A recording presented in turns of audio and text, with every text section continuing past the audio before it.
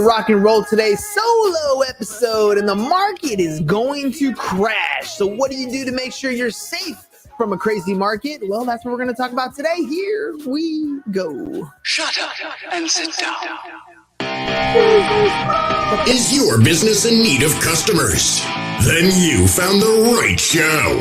Hernan Cias is the business bro, and he makes getting customers fun and easy. Watch, listen, and learn as each episode is designed to sell. Welcome to another episode of Business Bros. All right, ladies and gents, solo episode today. I haven't done a solo episode in quite some time, because I took 2 weeks off, and now we're back ready to rock and roll. Today's guest had to reschedule, and so here we are. The market is going to crash. All right, what have we seen? First of all, markets are cyclical, right? These things happen. We have ups and downs, especially ever since we came off the gold standard. Ever since Nixon took us off the gold standard, we've become a fiat cash, and it's just increased the volatility of the cycles that we've gone through. I personally have been through, I want to say 3 recessions in my adulthood. But the very first one, I was still kind of in high school, so it didn't really count. And that was the .com. The big one that happened was in 2008. And that one I was definitely in business. I had properties that I sold right before the bust. We started flipping properties right after that big economic bust. In short, this means that there is opportunity, first and foremost. Okay, so yes, things are going to go bad. Some people are going to lose quite a bit, and there are others who are going to make tremendous fortunes in this next cycle. But it's coming. It is absolutely coming. And don't let anybody tell you that a market crash is not going to happen or that real estate goes up forever, because it doesn't. Over time, over the long period of time, yes, traditionally markets tend to go up. Our stock markets tend to go up at a good percentage. Real estate over long periods of time tend to go up. Most things have been going up over a long period of time. But in the interim, real estate, for example, real estate cycles are usually about 10 to 12 years. We are long overdue for a nice real estate correction. And there are a number of things that are in place here that are going to make things happen. Let's just look at some of the things that we are living through today. Number one, real estate prices are ridiculously high, way above affordability. Now, depending on what area of the country you live in, some of you might even be in different countries, period. So this is definitely more of a U.S. thing, and even more so, my experience is here, hyper-local in San Diego. But my neighborhood is not a neighborhood I would consider a $1 million neighborhood. Now, it's a nice neighborhood, right? I got a great view of all of San Diego. I got a really, nice house, great lot, all that stuff. But it just wasn't traditionally a $1 million neighborhood. There's literally a house down the street, in 2 directions. One that's sold for like $879,000, and it's a fixer. There's another one down the hill listed at $899,000. It too is a fixer. Now, those numbers for some of you, if you're living in New York and San Francisco, they're like, oh, okay, well, that's a pretty good deal. But it's not. I mean, affordability, number one, has to be in place. People need to be able to afford these mortgages. And back when we had mortgages down at like 2 and 3%, those high dollar amounts, those made sense. It was cool. It was still feasible. You can make a monthly payment on a 30-year fix, and it was still doable. But we're not the only ones facing high prices, right? For example, any of you who've gone to the gas pump recently and pumped gas, you're looking at like here in California, we're looking at like $6 a gallon, because we have a extra nice little tax that the state likes to give us every once in a while, right? We, just so you know, we pay like $1.18 in taxes and fees for every gallon of gas we pump in California that other states don't. $1.18, right? On top of the regular gas. So anyways, I know if you don't like it, leave California, but I can't. San Diego, I love it here. So gas is at $6 a gallon, which means for most people, there is less discretionary income because it's not just gas that is out of control here. We're talking about overall inflation being being ridiculously high, right? That means that everything that is oil based has gone up in price. Gas is expensive. That means diesel gas is expensive. I mean, we're talking about just driving our own car from point A to point B is getting more costly. Well, what about when you're shipping products across the country, right? They go on a train, they get off a train, they go on a truck, they need to be delivered. That cost has gone ridiculously high. I mean, I remember going to Walmart and complaining about my grocery bill. My household grocery budget has been about $600 to $700 a month, right? I mean, we try to budget $600, but we end up spending a little more. Man, we're just blowing through that budget right now. Everything at the store is just so much more expensive. So we're having less discretionary income coming down the pipe. It means we have less money to go on vacation, less money to go out and have fun, less money to do basically whatever the hell we want. Which means for a lot of other people as well, there's less income to pay a particular bill, to put food on the table, to put gas in the car. Right. And as these prices creep up and as this inflation rate stays at that high level, it's going to affect a lot of other things. So is there a market crash coming? Yes. Affordability is ridiculous. How does the Fed, by the way, how does the Fed adjust inflation? How do we control inflation going out of control? Because I mean, I'm always like a history buff, right? I like looking at the past to see how it's going to predict the future. And I worry about hyperinflation. I mean, we're already at a point where things are getting ridiculously high priced. And if you go back in history, you hear stories of what happened in Germany after World War I, where they hit major hyperinflation. I mean, there's stories of people, wheelbarrows of Deutsch dollars. I don't even know what they call them, right? But the bills, wheelbarrows of money to go buy groceries. I mean, that's ridiculous. I mean, today we're doing it essentially the same, except we're paying a lot more with digital currency using debit cards, credit cards, and that sort of stuff, right? I'm not talking even cryptos yet. I'm not even going that route. I'm just talking about what it costs to live, right? To live with your own dollars. So discretionary income going out the window. How does the government curve these things? How do they protect it? Well, the Fed is in control of a lot of monetary policy, and one of the things they do to control it is to adjust interest rates. And we had been for the longest time at a 0% interest rate, and it's been creeping up. And they're expecting to do a lot more rate adjustments going here in the short term. That doesn't reflect exactly like, for example, a home mortgage, but it makes the cost of borrowing money go up. And so you're going to see a lot of things start to happen. Here's the things that I remember happening in 2008 on the real estate side that started to push back on the market. Number one, and this is, I'm doing it purely from a real estate perspective because that's usually where I have my, head in. That's where I talk to a lot of more real estate agents. I see what's going on. And I pay attention to that market a little more. And I'm only really being able to talk to you about the San Diego one, but kind of the trends, you can kind of see what's going on here. So number one, as I go to open houses, as I see more of these properties, we're not having the same bidding war as we've had in the past. There's not as many offers going in, right? Buyers are starting to pull back a little bit. The affordability for them to buy a place, right? In other words, they can only afford X amount of dollars per month. And this includes their mortgage payment. This includes their interest. This includes their taxes, right? Everything, principal, interest, taxes, insurance, PITI. The fact that the interest rate is increasing means they have less purchasing power. So you're having less buyers on the market compete for some of these homes. You have new construction.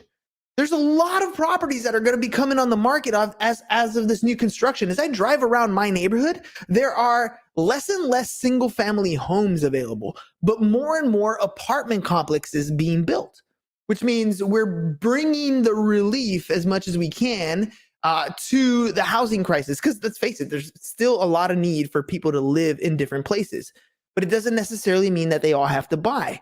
And why people are building apartment complexes is because the profitability to buy a single family home just wasn't there. A contractor wouldn't make as much, or a developer wouldn't make as much creating and building one home in a plot of land as they could a development, multiple houses or an apartment complex, for example. So you got a lot of construction coming in that is going to bring availability to the market and less affordability on the buyer side. That's going to start to creep up. You're going to start to see more and more signs go up on homes because people who were thinking about selling, trying to time the market to get to the top end of the market, they're going to start to come out and see the writing on the wall that, oh man, there's going to be more houses. Oh, I really got to get out of this because I want to cash out as much equity as I possibly can.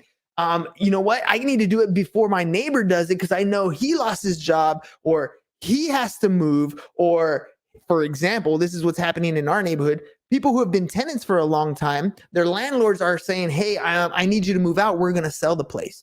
A lot of that stuff is happening, and you're going to see a lot of displacement. But as you see a lot of the competition on the market, it's going to begin to, in my opinion, we're going to start to see a race towards the bottom. So if you see two houses on the same street listed, you're going to start to see that competition where one who has to sell, maybe they have to move in a certain amount of time, or maybe they already have their other house, their purchase in escrow, whatever the reason. You're going to start to see a competitive race towards the bottom because you don't want to be the one who is third in line that is already sold. Now your comps are comparable. The other properties that have sold at a lower rate, they're going to affect your price. You want to be the first one to come down. So you're going to start to see all kinds of different stuff in this real estate market start to trickle down. Here's another thing that I saw in 2008 that always blew my mind. Right now, everybody's an expert in real estate. I mean, you can talk to the gardener, and the gardener is going to tell you all kinds of stuff on the real estate side that he probably never would have known. And why is that?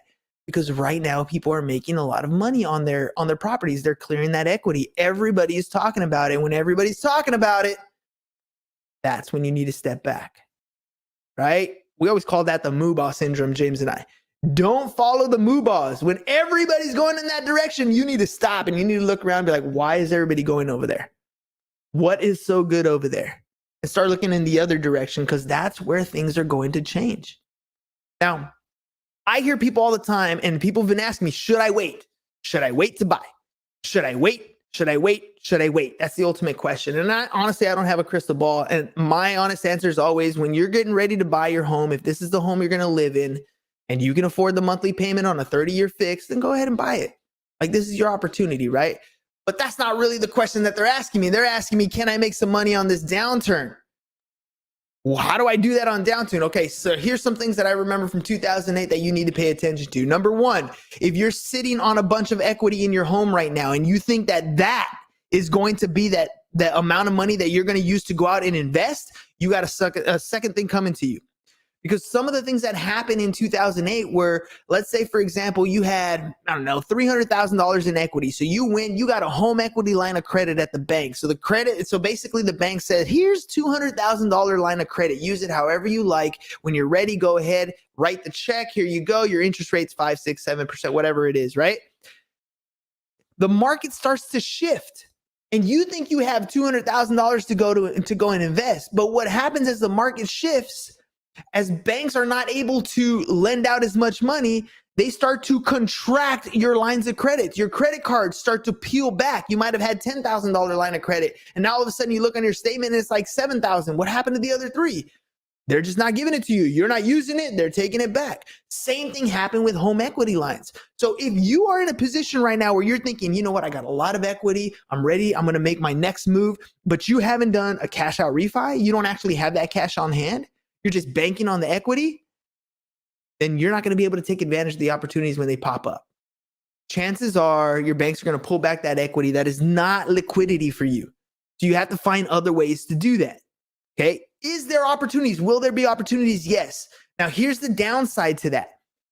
When these things happen, when the market starts shifting, the other side of that is people don't want to catch a falling knife. Right? Here's a different saying that I heard a long time ago. And a falling knife is simple, right? Think about it. Your knife's dropping, you don't want to catch it, it's going to cut you. And people feel the same way with real estate. As the prices start to trickle down, just like you're thinking right now that you're thinking, oh, I'm going to sell at the highest point possible, your mind switches and you start thinking, well, you know what? I don't want to buy right now because I'd rather buy when it's at the bottom. And you just don't know when the bottom is. You just don't know. I'm telling you there's going to be a market crash. I just don't know when the absolute top is. I think we're there. I believe we're there, but I don't have a crystal ball. I don't know. And as prices start to drip down, I don't know where the absolute bottom is. So you always have to look at the numbers. You always have to make sense that whatever investment that you're going to get into, it doesn't matter if it's real estate, it doesn't matter if it's a business. The numbers are the things that are going to tell you what to do. So I like to look for real estate, for example. I like to use the 1% rule as just my qualifier at the very beginning. When I'm looking at rental properties, I look at the 1% rule. If the property is $100,000, 1% of that is $1,000 a month. That property should rent for about $1,000 a month. That would be a good rental for me to start looking at. Right? Simple things like that to kind of evaluate. Then you go deeper. Then you got to do your due diligence, right? Then you want inspections and all kinds of cool stuff like that. But understanding the numbers is going to be vital for when this market crashes. Because yes, you might buy a property that is a good deal compared to today where the prices are really high. You're seeing the market come down. You might get it at a good deal, but is it the right deal? Right? You might get a discounted price, but will it cash flow? Would it give you a return on investment? Will it do all these other things? Right? That's really what you're looking at when you're looking at some of these investment properties. Okay, so why is the market going to crash? Because I know I can get on some tangents sometimes. Why is the market going to crash? Here's another thing. So we talked a little bit about inflation going ridiculously high. We talked about real estate prices, and that's home affordability. We all got to live somewhere, right? And as the prices go up, as the mortgage prices go up, as it costs more to buy a house, rents follow right behind. They're right there. So affordability, discretionary income, market cycles we've already talked about. And then the other thing that's going on, we just finished the pandemic. And now I got to admit, when the pandemic first hit, I thought, boom, this is where the market's going to crash, right? This is it. This is the needle that's going to pop this bubble and boom, we're going to hit a low. And it didn't happen. A lot of people were surprised and a lot of people weren't surprised, but still real estate kept going up. Market still kept going up. But now we got another world issue. And we're talking about war, Ukraine, sanctions, all those other things. And some of those are out of our control. Right? We don't really know what's going to happen. We don't know what Putin's going to do. We don't know what's going to happen in Ukraine. We don't know what's happening with NATO. We don't know any of that stuff. Right? And we don't really have control. But as those things change, those are some more things that could happen, that could have effects. I mean, you see right now, as they impose a sanction on another country that produces whatever product or service, could have been, whoa, lost my light. Could have been the oil, could have been, I don't know, whatever products, rice, grains, whatever it is, you're going to see that affect the rest of the world. That's going to affect our importing. That's going to affect our pricing. That's going to affect our availability. Like that stuff is definitely going to hurt. How do we fix it?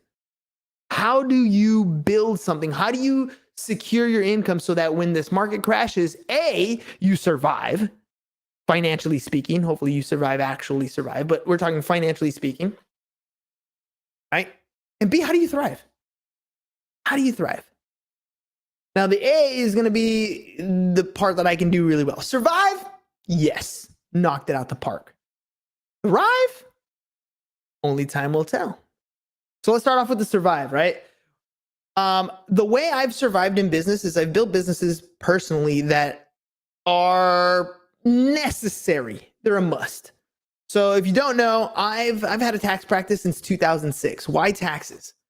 Well, I got into taxes because my very first business, after it failed, I realized I was paying Uncle Sam all kinds of money and I didn't know why.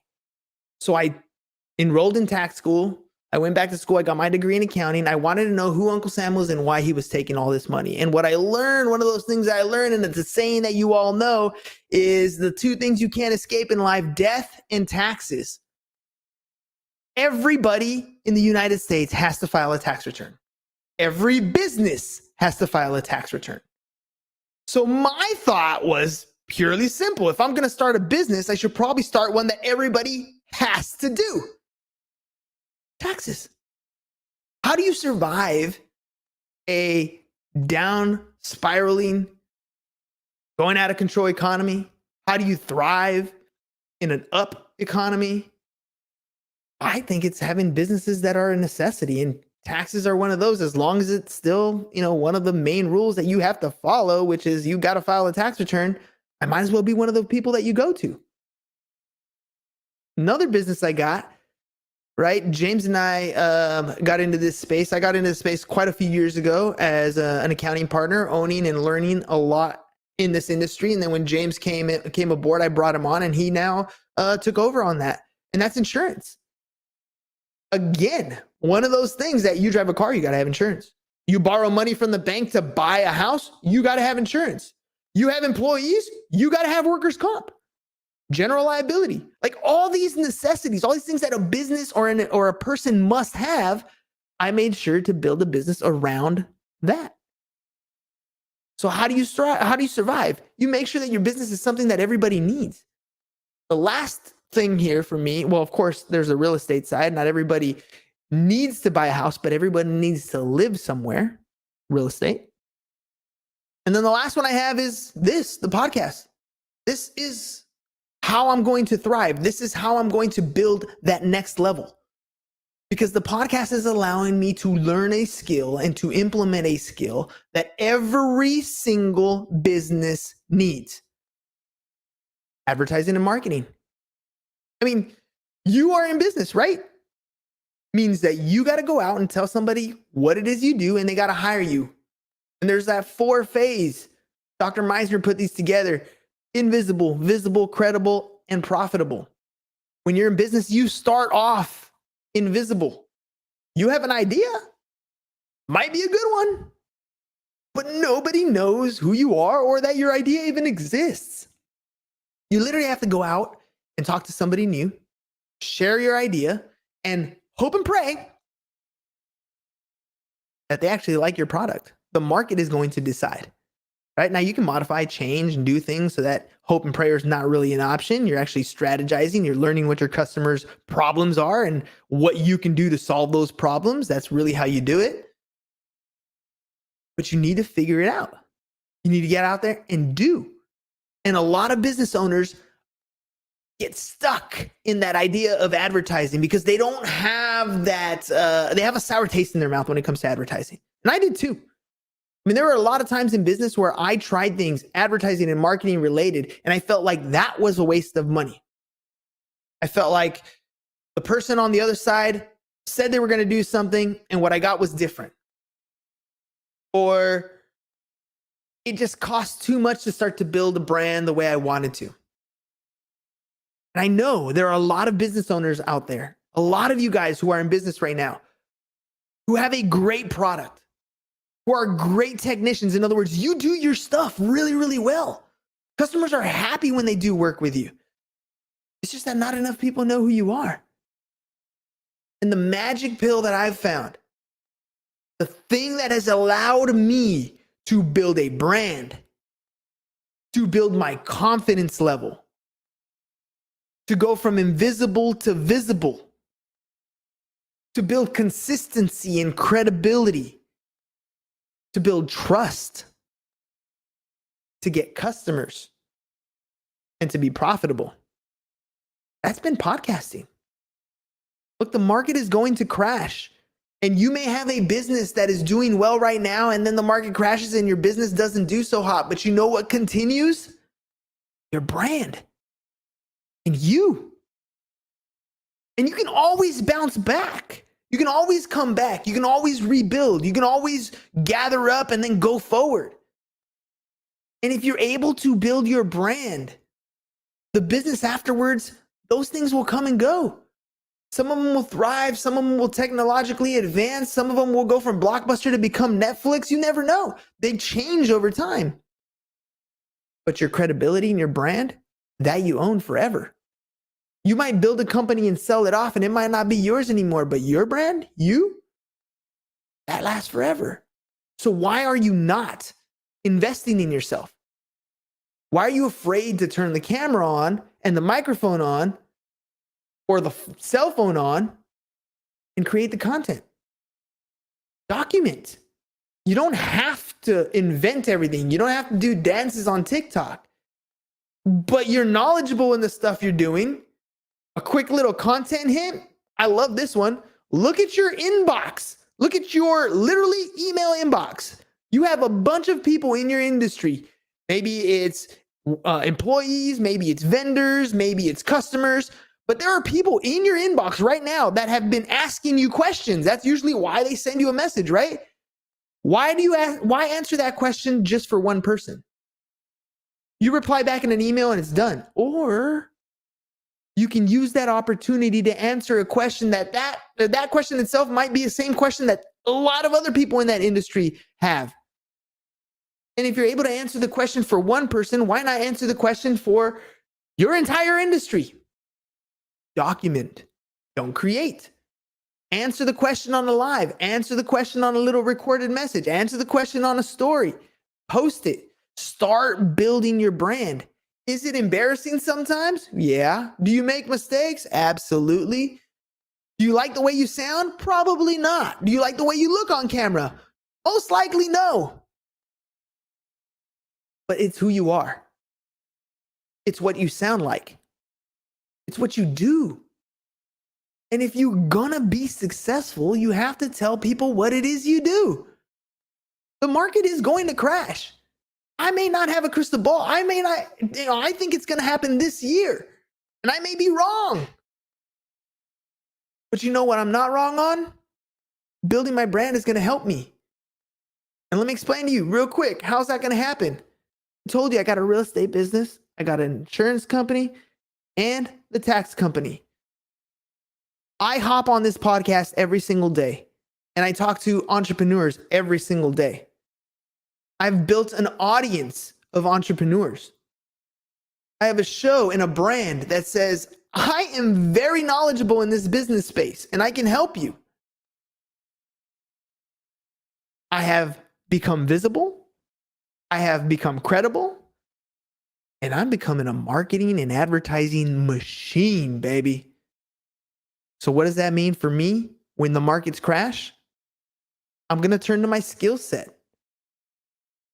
I'm going to turn on more ads and I'm going to place more marketing content and I'm going to funnel my existing business database of entrepreneurs and offer them the opportunity to do tax returns with us and offer them the opportunity to insure with us and offer them the opportunity for their real estate needs. And there's a ton of other businesses and opportunities that I can offer as an affiliate because I have a network of other business owners.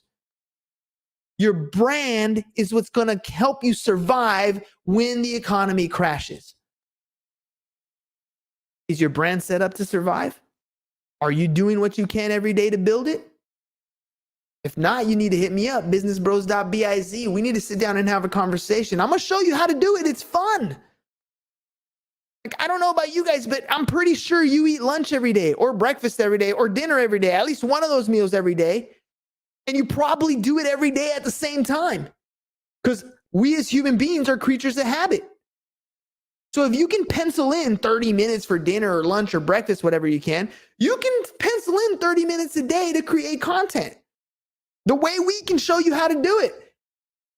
So that you're literally talking to a new business owner every day or somebody, whoever your ideal client is. You're literally talking to your ideal client every day. You're building your brand. You're building your credibility. You're building a database of people who are in your sphere, who are your tribe, who are going to be your super fans and who are going to get you through a recession when things happen. But you can't just hope it happens. It's not design a logo and post it one time. That's not going to happen. You got to learn the skills. It takes a little bit of work and effort. But we've cut the learning curve very far. Like for you guys, when you hop on and you work with us, there is no huge learning curve. I already did the work for you. I figured out how to create the platforms. I figured out how to do the distribution. I figured out how to create the small pieces of content. I figured out how to book the appointments every day. And I just share it with you. The market's going to crash, ladies and gents. Sooner than later, it's going to happen. Are you prepared? Businessbros.biz. Let us help your business grow multiple different ways. Content. We can help you with video testimonials. We can put content on your social media page for you, customized with your stuff. We can help you with the paid ads, or we can do the whole shebang.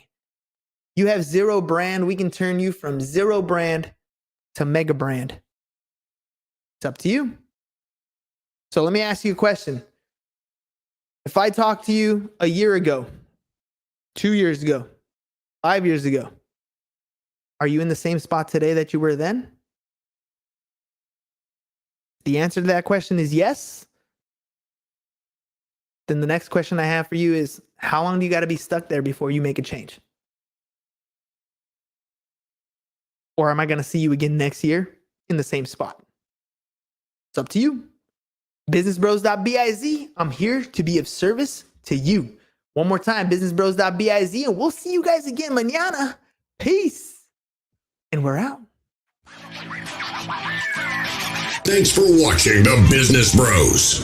If you're ready to get more clients and want to work with The Business Bro, visit our website, www.businessbros.biz, and click on the Need More Customers button, or learn how to generate more referrals with our video testimonial packages. Go to www.businessbros.biz and start getting more customers.